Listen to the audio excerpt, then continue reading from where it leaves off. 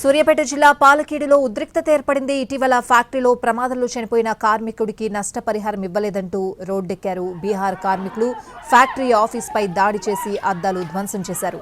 అడ్డుకునేందుకు వెళ్లిన పోలీసులపై కూడా దాడి చేశారు కార్మికులు. ఉరికించి కర్రలతో కొట్టారు.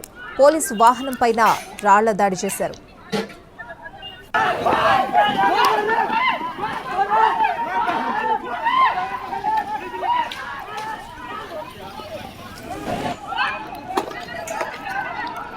సూర్యాపేట జిల్లా పాలకేడులో ఉద్రిక్తత ఏర్పడింది. ఇటీవల ఫ్యాక్టరీలో ప్రమాదంలో చనిపోయిన కార్మికుడికి నష్టపరిహారం ఇవ్వలేదంటూ రోడ్డెక్కారు బీహార్ కార్మికులు.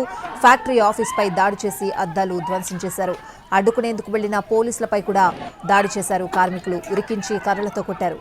పోలీసు వాహనంపై కూడా రాళ్ల దాడి చేశారు.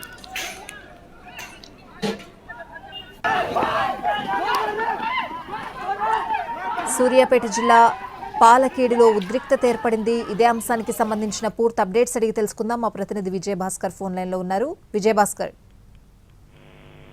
పాలకేడు సమీపంలోని డక్కన్ సిమెంట్ ఫ్యాక్టరీలో ఒక్కసారిగా ఉద్రిక్తత చోటు చేసుకుంది. నిన్న ఒక కార్మికుడు గుండెపోటుతో మరణించాడు. అయితే నిన్న వర్కింగ్ డే కాకపోవడంతో అతనికి సంబంధించిన పరిహారం చెల్లింపు విషయం ఆలస్యమైంది. మరొక వైపు నిన్న అతను విధుల్లో లేని సమయంలో గుండెపోటుతో మరణించారు కాబట్టి దీనికి సంబంధించి ఎవరైతే కాంట్రాక్టర్ ఉంటాడో ఆ కాంట్రాక్టర్ దీనిపై స్పందించలేదు. ఈ రోజు వర్కింగ్ డే కావడంతో ఇక్కడికి కాంట్రాక్టర్ కి సంబంధించిన చాలా మంది, వర్కర్ కి సంబంధించిన చాలా మంది అక్కడికి రావడం యాజమాన్యంతో గొడవకు దిగింది. అయితే ఈ సిమెంట్ ఫ్యాక్టరీ వర్కర్స్ అంతా కూడా కాంట్రాక్టర్ మాత్రమే తీసుకొస్తాడు. అతను మాత్రమే పని చేయించి తీసుకెళ్లే బాధ్యత పూర్తిగా ఓ కాంట్రాక్టర్ కు మాత్రమే ఉంటుంది. కాబట్టి మేనేజ్మెంట్ పూర్తిగా తమకు ఆ వ్యక్తి కార్మికులు చనిపోవడానికి మాకు ఎలాంటి సంబంధం లేదు, మీరు ఉంటే మిమ్మల్ని తీసుకొచ్చిన కాంట్రాక్టర్ ని మాట్లాడుకోవాలని స్పష్టం చేయడంతో కార్మికులు ఆగ్రహం వ్యక్తం చేశారు.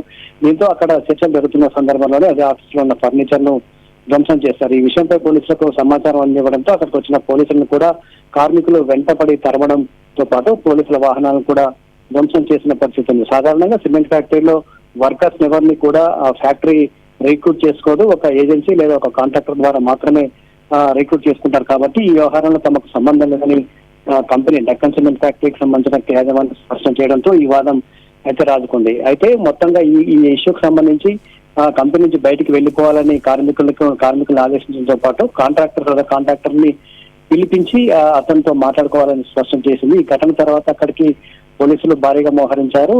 ఎవరైతే ఆందోళనకు పాల్పడ్డారో, గొడవకు ఘర్షణకు దిగారో వారందరినీ కూడా పోలీసులు అదుపులోకి తీసుకునే ప్రయత్నం అయితే చేస్తా ఉన్నారు. మరొక వైపు ఇది సంబంధించి ఈ వ్యవహారంలో పూర్తిగా తమకేమీ సంబంధం లేదని ఇప్పటికే ఫ్యాక్టరీ స్పష్టం చేసింది. కాంట్రాక్టర్ ని మాత్రమే అతనితో మాట్లాడాలని చెప్పిన నేపథ్యంలో పోలీసులు ఇటు కంపెనీ కావచ్చు, కాంట్రాక్టర్ కి సంబంధించి మధ్యవర్తిత్వం వహించి వారితో మాట్లాడే ప్రయత్నం అయితే చేస్తారు. ప్రస్తుతం ఫ్యాక్టరీ వద్ద మాత్రం పరిస్థితి అదుపులోనే ఉంది. అతని డెడ్ బాడీ కూడా ఇంకా తరలించలేదు, ఇక్కడే ఉంది. అంటే చనిపోయిన కార్మికుడు విధి నిర్వహణలో లేడు. ఒకవేళ విధి నిర్వహణలో ఉంటే కనుక కంపెనీ అతనికి ఆ ఘటనకు బాధ్యత వహించి అతనికి పరిహారం అందించేదని ఫ్యాక్టరీ చెప్తున్న పరిస్థితి. మరొక వైపు కార్మికులు మాత్రం ఈ ఘటనపై ఆగ్రహంగా ఉన్నారు. బీహార్ చెందిన కార్మికుడికి న్యాయం చేయాల్సిందే, న్యాయం చేయకపోతే ఖచ్చితంగా చర్యలు తీసుకుంటాం, ఖచ్చితంగా తమ ప్రతిఘటిస్తామని చెప్తున్న పరిస్థితి ఉంది.